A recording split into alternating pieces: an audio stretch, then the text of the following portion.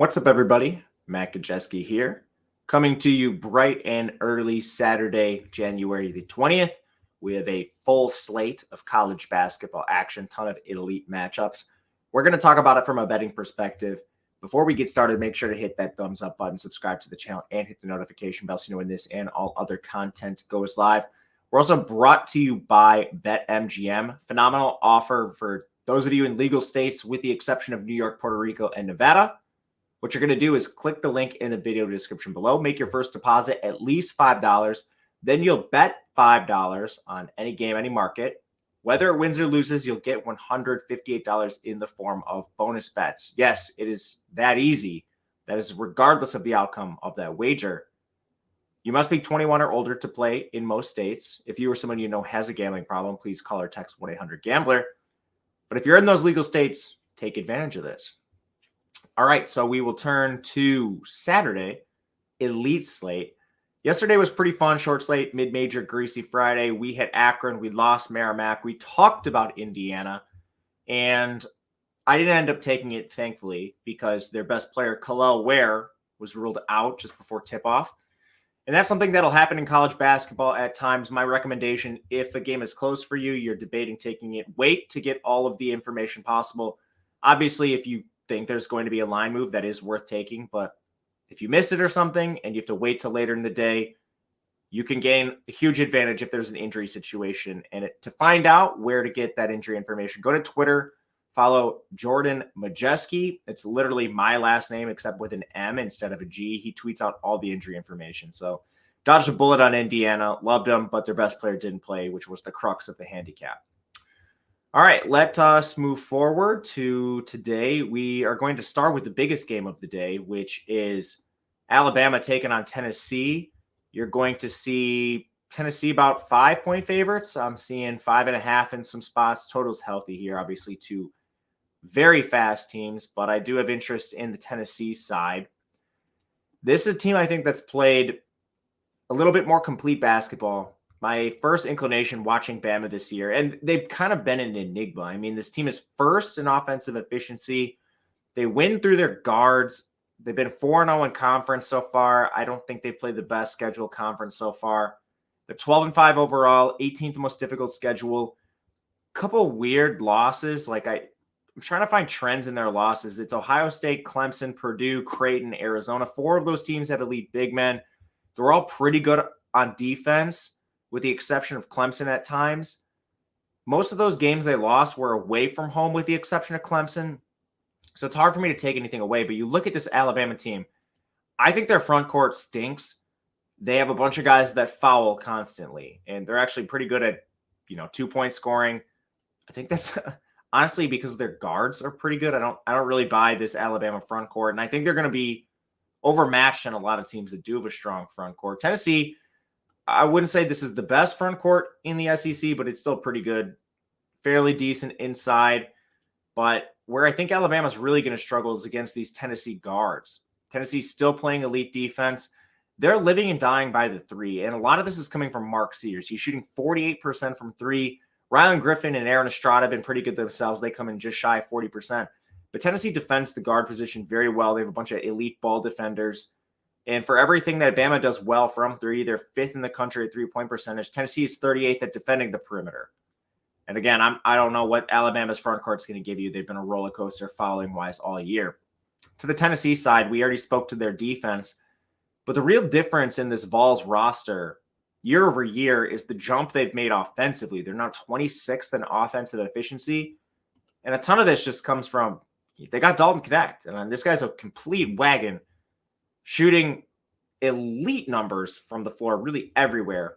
And I think the biggest mismatch on the floor is Bama's 62nd ranked defense. We have a bunch of elite metrics everywhere that you can see them on the screen. The only one that's outside the top 50 out of the top 3 metrics that we're looking at is defensive efficiency for Bama. And this team has been giving up points in a number of areas. They will give up points from 3. Tennessee's shooting a lot of them. They will give up points inside. Tennessee has ways to win down there too with their front court.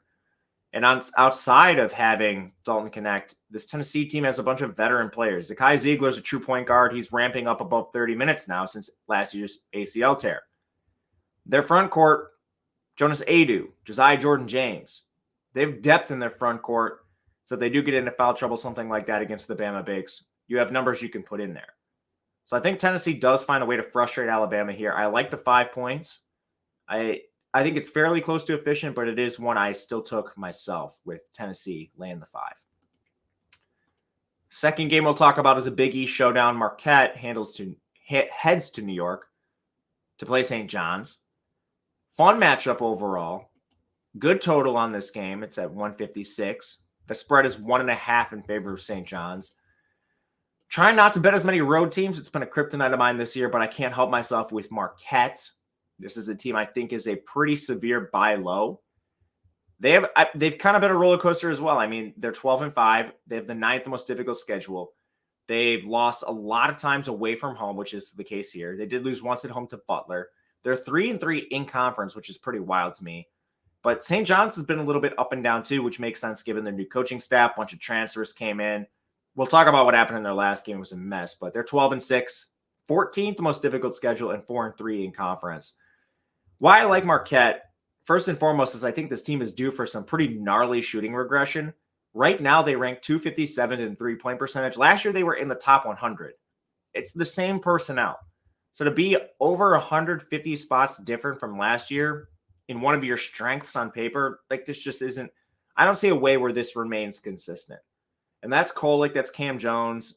It's a lot of different guys. This team did lose Sean Jones and Chase Ross, so they have, I guess, a shorter bench. I don't really think that matters. None of them are your studs. Stevie Mitchell's been just fine. On the interior, it's the combination of Oso Ighodaro, Joplin, who's an awesome three-point shooter, and now Ben Gold's getting somewhat extended minutes. But this team largely still intact even with those losses. And we know what they do. They played extremely well inside with Ighodaro. They forced turnovers at the 6th highest rate in the country with that pressure defense. And if they get some three-point regression, this team is going to be a dangerous opponent. As for St. John's, coming off a blowout loss to Seton Hall, Rick Pitino didn't coach due to an illness. And dude, I do not know what their assistants were doing. This rotation was out of control in that game. Joel Soriano played 19 minutes. The only guy who had a consistent role was Danish Jenkins at 32. Like Naheem Aline went from 25 to 16. Glenn Taylor jumped from 15 to 25. RJ Lewis went from 22 to 7. Zuby Ejiofor went from 13 to 21. Brady Dunlap, 10 to 17. Simeon Wilcher, 9 to 23.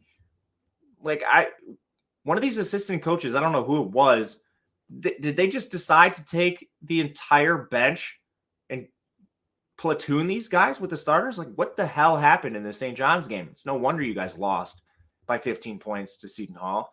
But furthermore, Jordan Dingle's not going to play in this game. And then you have all those rotation nightmares. Like, I don't know what St. John's is going to do.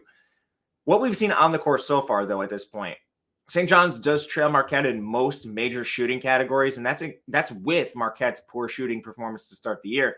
You look at stuff like effective field goal percentage. St. John is 188th. Marquette is 84th still. St. John's does have a rebounding advantage, but I question this a little bit, especially with Soriano playing limited minutes last 2 games. Marquette's actually better with their effective height that just measures the height of your players and how many minutes they play. It's a ratio. Marquette is a little bit superior to St. John's. So with everything that's going on in the St. John's program, Pitino's sick. He's going to coach today, I think. But this rotation being gnarly, Marquette having some gnarly three-point regression, I'll take the underdog here. And last one, probably my favorite one we'll talk about today is Purdue, Iowa. Iowa's taken a ton of money recently. And I don't really understand why. You can find Purdue -6. I'd smash that number. I think all lines are in play here. Iowa starts 0-3 in the Big Ten. Now they rattle off 3 straight wins. Coming again, I guess some of these are decent. But they've rattled off 3 straight wins now. They came against Rutgers, who's awful. Nebraska, who's very good. Minnesota, who's awful. I mean, it's the same old story with Iowa. This team plays really fast. They're pretty efficient on offense at 27. They just hemorrhage points on defense. They're 119th in overall defensive efficiency. And what really stands out and why I don't think this handicap requires a ton of analysis is They're 222nd on the interior. 222nd. They're facing Zach Edey. What else needs to be said? I mean, you can go beyond this. Their height metrics are not good. 144th in rebounding. Purdue's third out of that Zach Edey. Purdue is second in the country in offensive efficiency. They're 14th in effective field goal percentage. They're 37th on the interior. All this is Edey. He's going to absolutely feast if he doesn't get in foul trouble. Fortunately, he has one of the best foul rates in the country. He only averages 2.3 fouls per game. I guess per 40 minutes, I should say. So he's not a guy that gets in foul trouble often. He's just going to absolutely demolish this Iowa interior. And if that doesn't work, a lot of people forget how good Purdue is at shooting threes. This team is 6th in the country at three-point percentage. If for whatever reason extra resources are dedicated to Edey, I don't know, he gets in foul trouble in the off chance, again, it's not likely. You have some really good three-point shooters on this team. Braden Smith is shooting nearly 44% from three. You have Fletcher Lawyer shooting 44% from three. Mason Gillis is shooting 50% from three, and that's on 46 attempts. This team is, Lance Jones is even at 33%. It's not great, but it's not terrible. Like, this team is awesome at shooting threes too, which I was also outside the top 100 at defending. So this opened around 9. It's come down to 6.